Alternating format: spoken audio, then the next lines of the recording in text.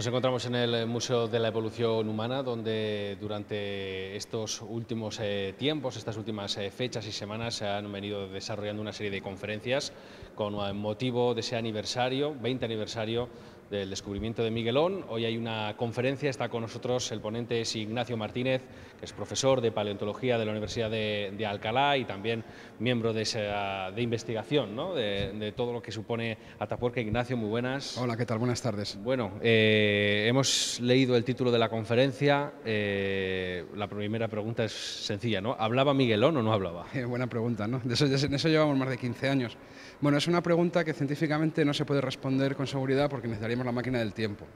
Entonces, lo que en paleontología podemos hacer es discernir si podía o no podía hablar, que es mucho, ¿no? Porque los chimpancés no hablan, en parte porque no pueden, porque ni pueden articular los mismos sonidos que usamos las personas para hablar, ni tienen la misma capacidad para oírlos. Entonces hacen falta unos requisitos anatómicos para poder hablar. Y bueno, nuestras investigaciones lo que concluyen es que anatómicamente eran perfectamente capaces de hablar. Luego nosotros suponemos que esas capacidades son obra de la selección natural y que por lo tanto tenían la capacidad porque la usaban. O sea que nosotros sabemos que podían hablar y la hipótesis que nos parece la más segura es que lo hacían. ¿Cómo se ha desarrollado ese estudio? ¿Qué son los factores, los aspectos que habéis investigado hasta llegar a esa conclusión? Pues hemos estudiado básicamente dos cosas. Una es la capacidad de producir sonidos.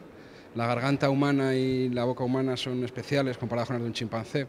Es como un instrumento musical que produce unos sonidos que los chimpancés no pueden hacer todos, algunos los pueden producir. Y entonces hemos estudiado lo que fosiliza de ese aparato musical.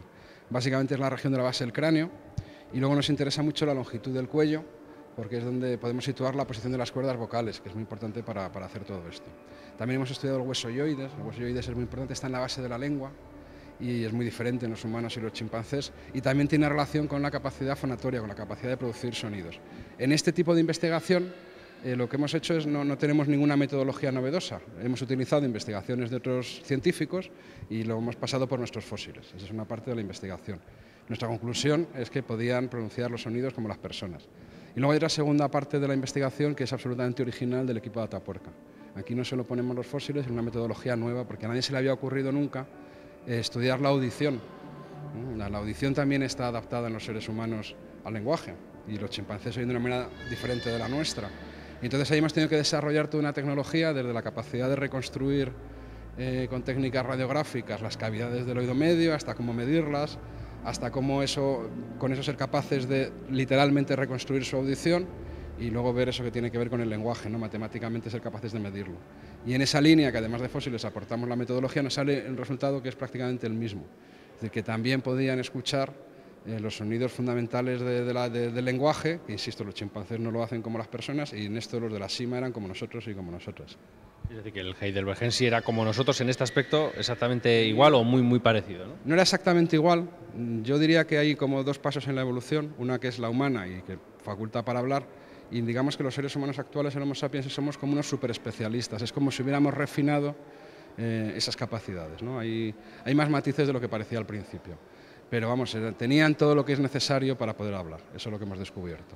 Teniendo ese instrumento, lógicamente la comunicación sería un hecho, ¿no? de su forma, ¿no? Es que es muy difícil imaginar lo contrario, ¿no? Porque de estos heidelbergenses de la sima cada vez sabemos más.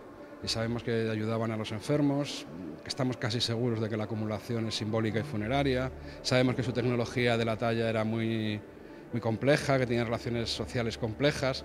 Hubiera sido casi un milagro, ¿no? Que no tuvieran la capacidad de hablar, pero podía haber ocurrido. Y entonces en realidad es que sumando todas las piezas del puzzle, todas apuntan una y otra vez inequívocamente en la misma dirección. Pero esta investigación da las bases anatómicas, ¿no? Porque si hubiera salido lo contrario diríamos, fíjense ustedes, todo apuntaba que podían hablar, pero no lo hacían, porque no podían. Así que yo creo que es una línea de investigación y además en los últimos 10, 12 años había un escepticismo enorme en la comunidad científica sobre que se podía llegar a saber tan siquiera. Y muchos pensaban que este tipo de humanidad no podía hablar.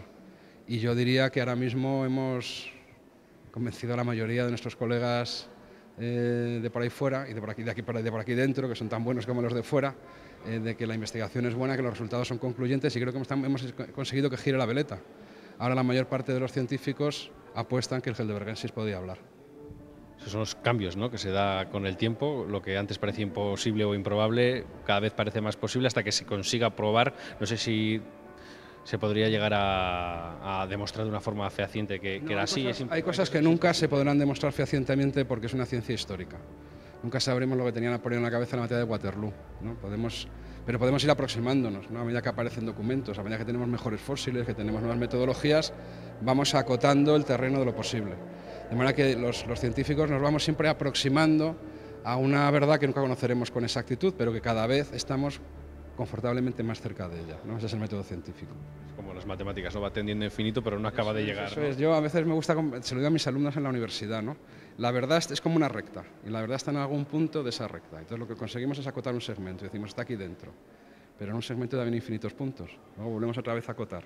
Pero siempre hay infinitos puntos en cada uno, pero cada vez estamos más cerca, ¿no? Nuestro conocimiento cada vez es más sólido. Pero hay cosas que nunca sabremos con exactitud, ¿no? Hablando de otro aspecto ya en general, creo que colaboras, estás metido de lleno en esas investigaciones de Atapuerca desde el año 84 o algo por el estilo, son muchos años. ¿Cómo han cambiado las cosas desde entonces hasta ahora? Mucho, yo tenía pelo para empezar. Cuando empecé, fíjate, se han cambiado las cosas. Pues han cambiado muchísimo, muchísimo. No hay más que pasearse. A veces yo lo pienso con nostalgia, ¿no? Cuando paseábamos por la trinchera y en la trinchera no había nadie, ni había una sola infraestructura, ¿no? Y ahora, pues fíjate. Entonces yo a veces pienso que es como los hijos, ¿no? Cuando son pequeños, que son tuyos y los disfrutas, pero bueno, son pequeñitos y luego ya se hacen mayores, estás muy orgulloso de ellos, pero ya son libres, ya no te pertenecen, ¿no? Pues es un poco parecido a lo que ha ocurrido en el proyecto. Ha entrado cada vez más personas, ahora el proyecto es enorme, antes caíamos en una furgoneta, cada vez ha habido más apoyo, sobre todo ha habido, quizá lo más valioso, cada vez más reconocimiento social, más apoyo, que eso es lo que más vale. Y entonces, bueno, pues eso, de un grupito que cae en una furgoneta, fíjate la que hemos liado al final, ¿no? Aquí estamos en el Museo de la Evolución Humana. Sería inconcebible cuando empezabais en el 84, por ejemplo, estar ahora, ¿no?, en un museo como este, al lado del CNIE, todo centrado y toda la repercusión que ha tenido Atapuerca, ¿no? Ha perdido un poco la magia de los primeros años, pero ha ganado otras cosas. Eso es, como los hijos, insisto, ¿no? Que se te hace ingeniero y ya no te va a pescar contigo, pero se va de casa. Sí, y tiene se hace ingeniero y te puede regalar un barco, ¿no? Eso es, si tú te sientes muy orgulloso y piensas que las cosas las has hecho bien, ¿no? Pues era impensable en nuestros sueños más locos, ¿no? Jamás habríamos pensado que los yacimientos darían los frutos que han dado, que el proyecto alcanzaría la dimensión que tiene y que tendría la importancia social que ha llegado a tener, ¿no? Vosotros que viajáis por ahí con otros investigadores de otros países, ¿qué imagen se tiene? Porque nosotros, como estamos aquí, vemos mucho Atapuerca, nos toca muy de cerca, pero desde fuera, ¿qué visión se tiene? Pues mira, se tienen dos, que es importante, ¿no? A veces se transmite la idea de que la ciencia es dogmática, ¿no? Y entonces o te dan la medalla de oro siempre en todas partes y te lo reconocen todo, o es que es lo contrario, y no es verdad. Se tiene dos ideas muy claras. Los yacimientos son de lo mejor que hay en el mundo, eso no hay ninguna duda en ningún sitio. El equipo es muy bueno, es buenísimo, eso, ya te digo yo que el respeto internacional es extraordinario, es muy grande.